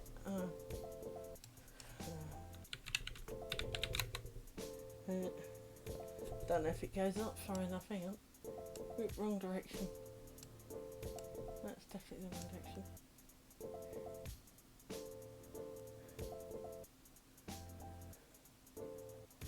So if we have a quick look, you can see the first offering of a rose ground, and potentially some fuck ups. Actually, hang on.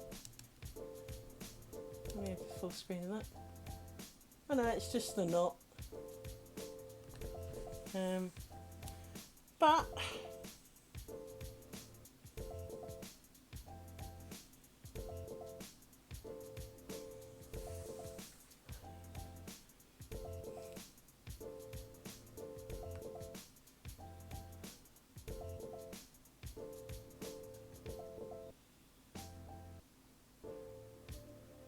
I've seen worse.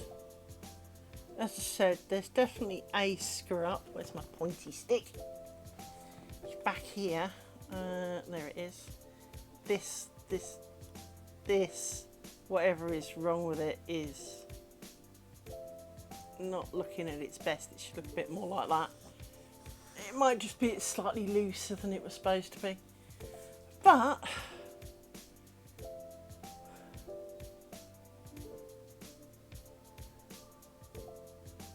possibly get away with doing a couple more twists on those edge loops, you know. Did you just fart too, little one? No, it's not looking too bad, I don't think. I mean, there's a weird pin here. This one looks a bit kind of freaky, but it's just a funny angle, I think. It's not looking too bad. I think, you know, some of the knots at the beginning are making it look a little wonkier, but you know, it's not looking too bad. Not looking too bad at all. Thank you for the follow. It is traditional to stare at the mistakes I've made, because usually they are plentiful. But you know what? I think for the most part, I kind of did good.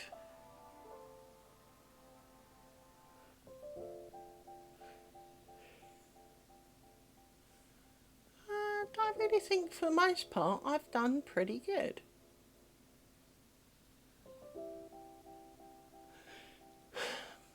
Jesus, it's hot without that fan on. Yeah, that's definitely we've seen considerably worse. Didn't put you back to where we were. Yeah, it's definitely not looking too bad. Yeah, one of my sticks is missing a a bobbin, a bobble. Sometimes it's harder to spot them than you think. One of these middle ones is missing. I'm sure it was one of these middle ones. But they all seem to have... There it is. Let's put a globule of glue.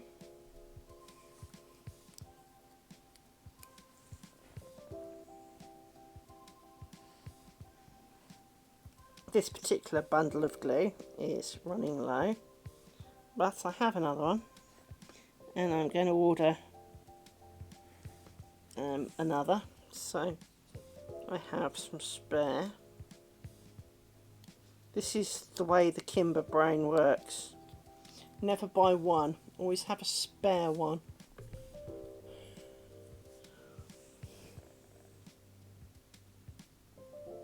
Pop.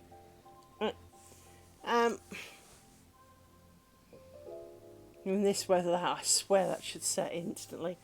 As I say, I'm kind of sad that it does this and that they slide down the shank a little bit, but gives them kind of a natural feel to it. It stops it looking quite so perfect and false and AI-ish, if you know what I mean. Although if you saw my video of the AI hands thing, that truly is bad. That truly is only from horror movies. In short, I gave it a prompt asking for a blue cushion, so this, for example, would be blue. Making torsion lace with bobbins. And what I got was hands with about 96 fingers that made the human centipede start looking kind of viable. And because it really was kind of like fingers in fingers, but they're all kind of fingers. And what was worse is you could see underneath it. You could see underneath where the kind of, I won't say the lace work, but it was wholly, but lace work would be kind to it. I think it was some form of crochet, but bear in mind I crochet. It wasn't nothing I recognised, and it's certainly not lace work either, so I don't know what the heck it was. But kind of, let's say it's a scarf. They're unrolling it, but they're kind of doing one action up here, but it's rolling underneath where the fingers are. And then there's two hands underneath with about 96 fingers. But you can see through that all the fingers are staying underneath the... Let's see if I can find it. Hang on. Because it truly was a thing of grossness. Well,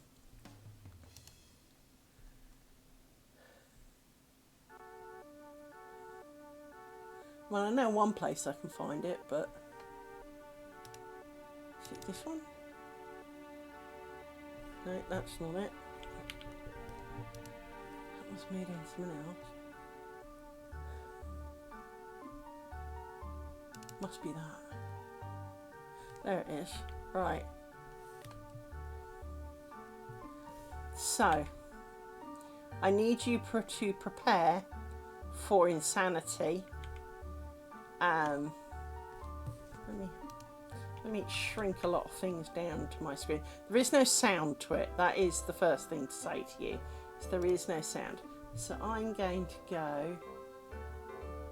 One of these was me doing the whole screen. Hang on.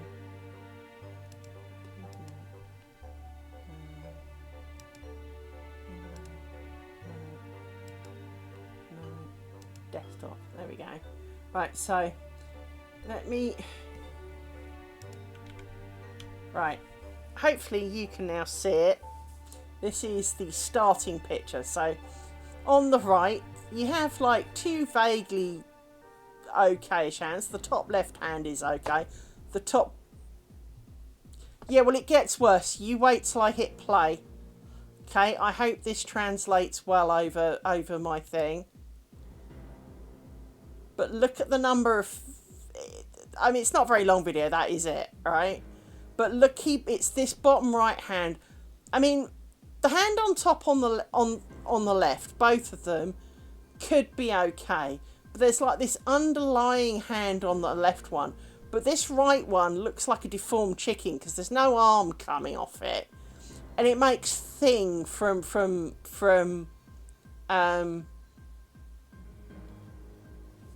the Addams Family look really proper. But this first finger that, well, sort of first, this main finger, let's not even call it a first finger, is kind of got a bum crack. Then there's these two rounded fingers on the this is on the bottom right hand. There's a finger underneath. There's a kind of thumb fingery thing with a nipple at the bottom, and then it just gets more fingers. It just kind of, and then there's all the hands underneath that got left behind. I mean, if I take it back to here, you can see, I mean, the two hands that are kind of in it are, I'm not going to say unreasonable, but this is not lacework. I don't know what this is, but there's all the hands that are underneath it still kind of making patterns and shapes, and what the hell, dude? I mean, so to anyone who says that AI is going to take our lives away from you, this video truly is the answer, right? Because if that's its idea of me doing this, bear in mind, there are many hours of video of me doing this, people on and other people on YouTube doing this. If that's the best it can muster, we're still good. Bear in mind, this kind of equals my previous run-ins with AI, where, for example, I asked it, if I select a load of objects, such as all of these bobbins, like this, I want to take all of these options, and I want to place that one there, and equally space all of the bobbins in between. It, after about 12 goes, it still had not actually managed to do that. It would do things like, it would say that it had done it, but the code wouldn't compile. Or it would say that it had done it, but it didn't actually move anything. It did calculate it in a very bizarre, not how we were taught ever to do it kind of way. But it did, you know, it did a calculation, and in essence, I guess it would have worked. But it didn't actually move anything. The first few didn't actually even take the selected things. It just kind of had some random code in a procedure that didn't do anything to anything, because, well, it didn't. And it's kind of like, what the fuck? And so I truly believe that, you know, to a large extent, while there are some amazing things that get done by AI, some of the deep fake stuff truly is impressive. But there are things clearly that it doesn't do well. And I guess, like any tool, it's knowing what it does better and worse at that makes it kind of useful or not for any given case. I mean, hammering things in with a screwdriver is generally not going to go so well. But at the same time, everyone's kind of going on and banging on about how great it is, and every time I've ever tried to get it to do anything, no matter how simple it was, it hasn't worked. So, for example, something else I tried to get it to do was I asked it to draw me a picture of an archway into a crafting room with a loom in it. And I specified that it should be a floor loom, right? Well, first of all, that's not an archway. Secondly, that's not a loom. You know, you really would think that a picture of an archway through to a room with some stuff in it would be quite simple. No, apparently not. So I do feel fairly safe in that respect. Because, you know, everything I've ever asked of it, it hasn't done. I will put that the other day my brain was having a bit of a brain fart, as my brain does, and I asked it how to do something in code. Now, it's not something that I couldn't do, but it was something that my brain was kind of doing the, no, I don't know what your name is, I don't know where you live, and I don't know how old you are kind of moment. And the code that it gave me was quite reasonable, and moreover, actually did what I wanted. So it can work. But what I wanted was really quite simple. But I was quite pleased that it actually did answer my question, for in this particular scenario, my brain had failed me. But normally when I'm sitting there and I'm trying it, or when I'm on a better day and I'm like, hey, I've got this simple problem, how would you answer this? And it kind of gives me stuff that doesn't even work. And you're like, badly comes to mind, very badly. It's a bit like, you know, hey, what's 2 add 2? And it goes 63. I'm sorry, where did that come from? In what universe is 2 and 2? You know, I'd have accepted 22, 4. I'd have expected, you know, maybe answers in, you know, in different bases, but not 63, you know? 1, 2, 3, 4, 5, 6, 7.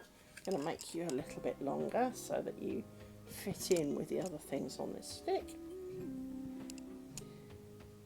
But yeah, as I say, there are some amazingly well done AI things, and I'm not going to disagree with you. And it seems very unfortunately, 1, 2, 3, 4, 5, 6, that many of the social media things has an awful lot of AI in it. Common ones I see on mine, which I have no interest in, 1, 2, 3, 4, 5, 6, 7, are the ones where it shows kind of like, I don't know, Iron Man and Robert Downey Jr. walking next to each other. And, well, that's a bad cartoony version of Robert Downey Jr. And that's not Robert Downey Jr. It's just got his face on it. You know, but some of those like the Disney princesses and various other ones that I've seen aren't bad. That, you know, they're plausible, they're, you know, kind of photorealistic, but a little bit cartoony at the same time. In that they're a little bit kind of blurred and a little bit kind of overly processed would be a good word for it, if that was a normal photograph. But you're not going to sit there, are you? No. But when you have quite a lot of them, if you go to Amazon, for example, there are an awful lot of books, AI books, and the AI books are shocking. Apparently you make bobbin lace with crochet hooks. Not as in joining bits together, no, actually it's crochet. There's like 1,000,000,001 of those. And I don't think Amazon's particularly caring to remove them. But yeah, it does make me laugh when you see them with, you know, crochet hooks or knitting needles, and you're kind of going, really? That's bobbin lace, is it? Really? Yeah, it might be a form of lace, but it's not bobbin lace, like you've said, you know. Because, well, it's missing the really important part of that, bobbin, you know.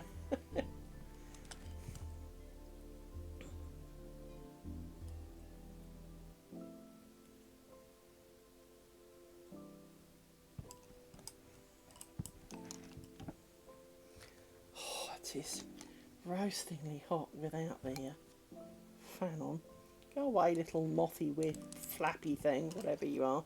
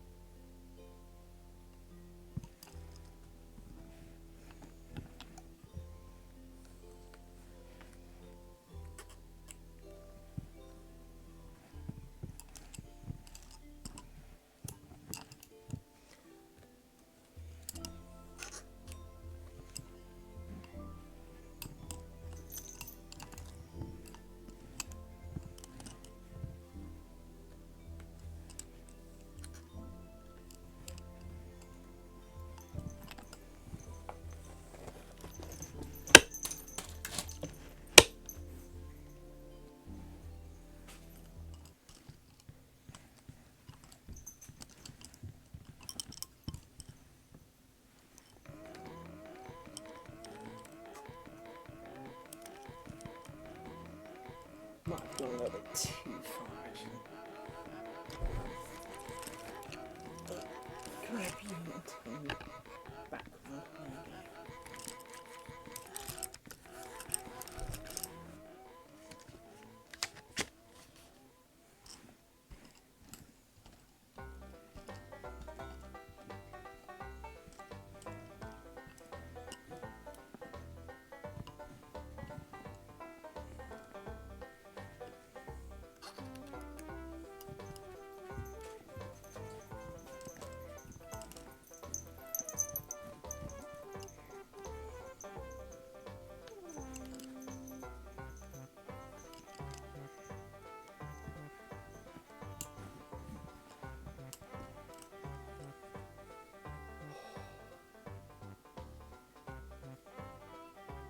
By the way, as it's now nearly midnight here in the UK, apparently today is International Lace Day, International Lace Making Day. Now, Google did say it was the last day in September, and Mumble Knives, thank you, as my chat thing died. Did I miss that somehow? I've missed that, and I do apologise.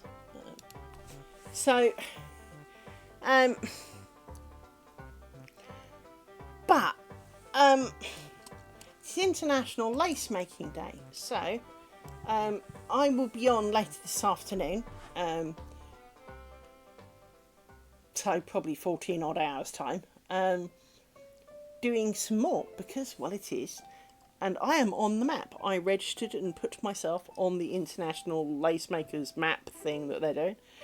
I will point out, I'm really glad they got it wrong, because I didn't mind the idea of being kind of sort of roughly on the map, but they tried to do it house perfect. Fortunately, they got it wrong, so it's not like it's a pinpoint to where I'm sitting, but still kind of a bit unnerving in that point of view. If I'd known they were going to put it on the map that accurately, I'd have lied and put somebody else's address, like work or something. That moth's back. Get her off.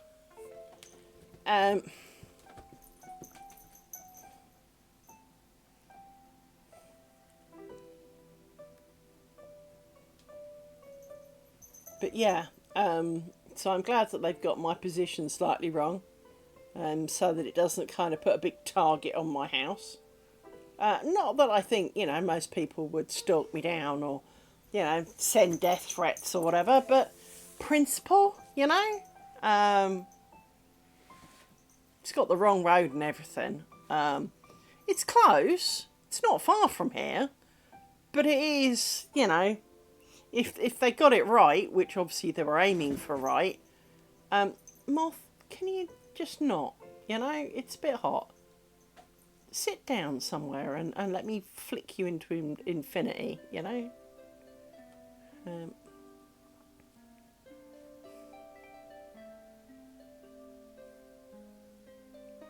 That's the only problem with having bright light at night, is that it does attract all the buggy things. But yeah,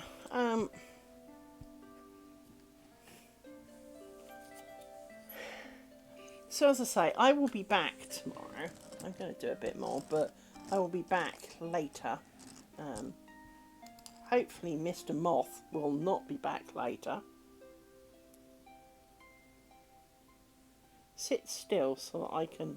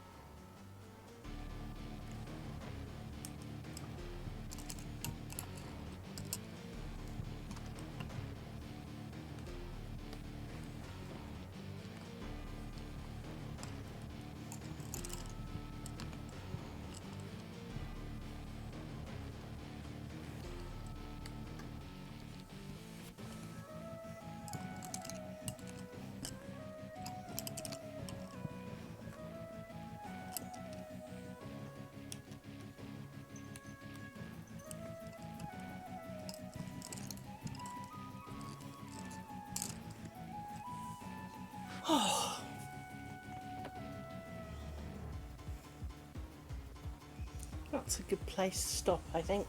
We're fairly even on this front. I mean, there's a couple of bits of spider I could do, but the reality is that I think, given the heat, 3,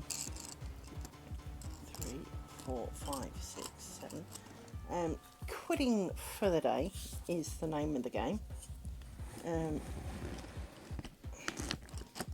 going upstairs and jumping in the shower and sticking it on as cold as the mains will give me.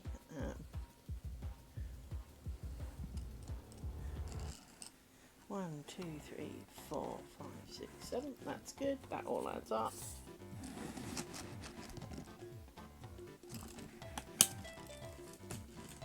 So you technically live over here.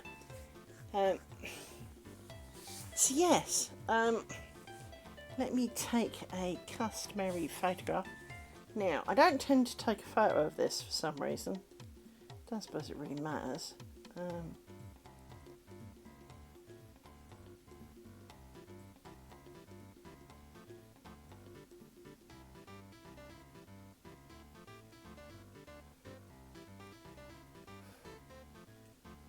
Well, that's not going to come tomorrow, then, is it?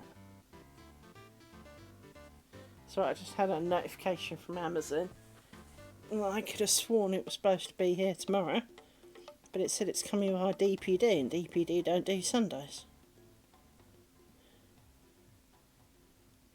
Oh, the other day I mentioned, she says, remembering, about getting a pricking board.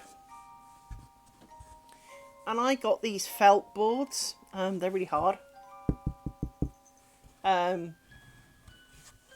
Now, they were supposed to be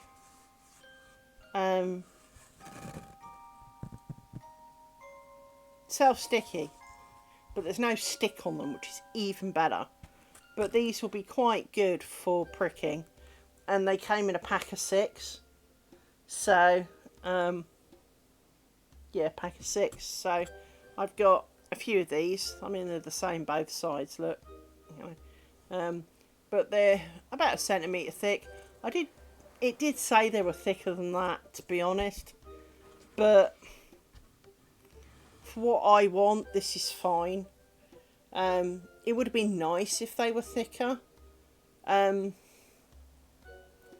the key point is if she finds a pin, that's a bent one. That one's not. If I put a pin in it, they do stay in there really quite nicely. Listen. So, you know, could be make quite good little starter lace making boards, to be honest.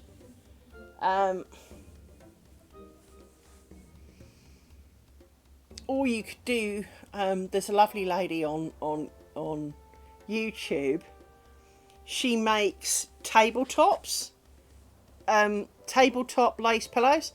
So, not that you can overly see it, but if you think, she says moving the microphone slightly, if I move my hand, right, so this is the edge of the table, you can just see it here. If I move it this way, you can see the end of my table here, and one of my skanky rags from making the bobbins. But what she would do is she would make a number of, say, squares, cut this into 4, and do that with the rest of the boards, and then fill that so that she can work on any bit and move them around. So if she needs to move them this way, she can move them this way. If she needs to move it up or down, she can move them all. And she makes stuff that's kind of, she obviously uses foam and then covers it, but you know, you almost don't need to cover these because they've got a felty top. I mean, it would help to have a cloth top on it, but it's not the most important thing in the world. So from that point of view, kind of good. That's right, I just want to put this back over here. There we go. Because my sticks that I don't use live on the back of the upright for the light and camera. Because, well, that way I can see them. and I know how many I've got left. So currently I've got 5. I've also got 25 in a box, so I do not think I'm short sticks. I'm pleased with my progress today. As I say, I did do a bit off camera, but not a huge amount. We will be back earlier tomorrow, because obviously a bit more British time. See, Mill, does that look dirty? I assume it's just the pile a bit. Can I? Yeah, it does look dirty. Might have to. It might be colour coming off those, which I hope not. Because I did varnish them, so shouldn't be. Have to keep an eye on that. Maybe put a cloth down. But I quite like the feel of this, because it is a bit strokey.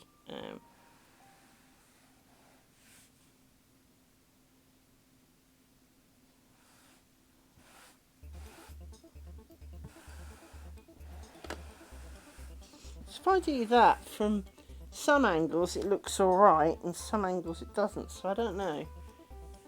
It might be too much of my hand, I guess, but again, we'll have to keep an eye on that, because that wouldn't explain this dark bit here. Photo. That's what I was going to do. Take a photo.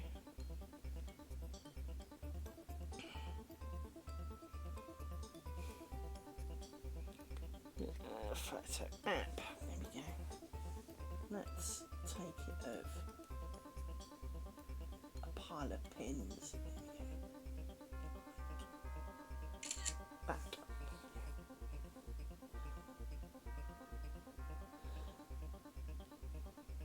So there we go. That's not a bad photo. Right.